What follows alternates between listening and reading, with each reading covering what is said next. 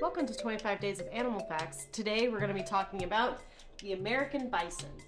While they were once abundant on the North American plains, they almost faced extinction and are still a near-threatened species. This is actually a beefalo skull, which is much more common to find than a pure bison skull. Actual bison are pretty uncommon, but cows mixed with bison to make beefalos like this one here are going to be a lot more typical.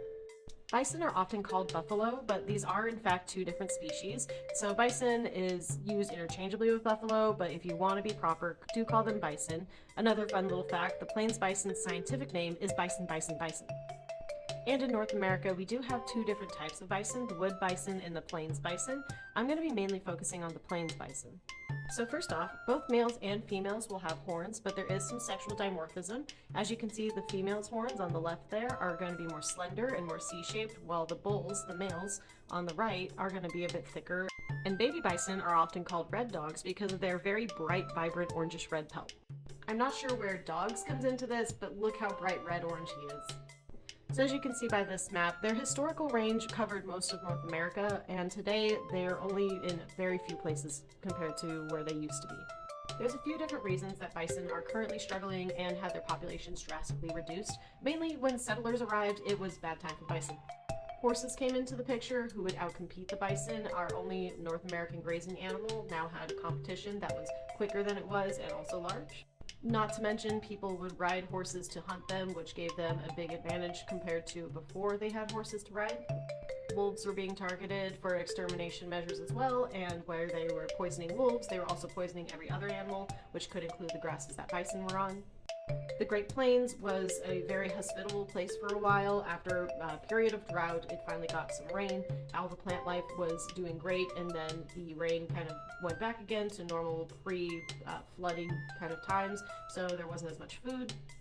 Settlers were going through the area, which was disrupting bison, especially for migratory paths.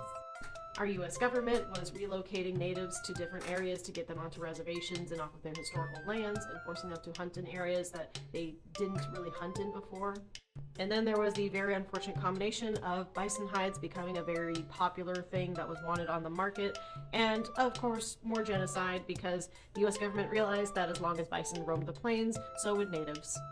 The U.S. government was giving out free ammunition and highly encouraging people to hunt bison, so that way they could starve out the native population and force them onto reservations.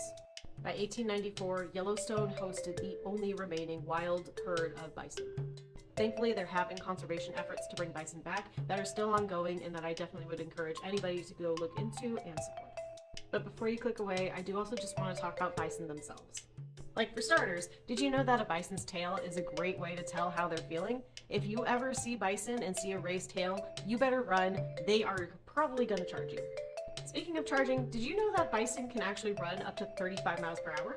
Oh, and also they can swim. Maybe not their favorite thing to do, but being able to cross bodies of water is a very important thing when you're a migrating species across the entirety of the US. Perhaps a bit controversial because of our past history with bison, but the bison is the official mammal of the United States. Which does make sense because they are also our only grazing mammal that's native to the US, and they are our largest mammal.